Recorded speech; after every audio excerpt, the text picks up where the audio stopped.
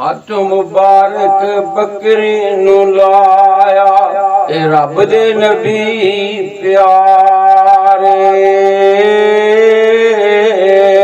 ਉਹ ਬੱਕਰੀ ਦੁੱਧ ਪਈ ਹੋਏ ਤੇ ਬਰਤਨੀ ਭਰ ਗਏ ਸਾਰੇ। ਤੇ ਸਾਰਾ ਟੱਬਰ ਦੁੱਧ ਪਿਆ ਪੀਵੇ ਤੇ ਕੁਦਰਤ ਦੇ ਵੇਖ ਨਜ਼ਾਰੇ।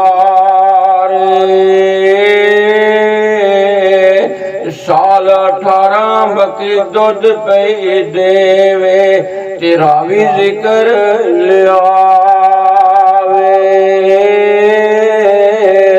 ਤੇ ਚੱਲਦੇ ਦੋ ਮੁਸਾਫਰ ਉਮੇ ਮਾਬਦ ਘਰ ਆ।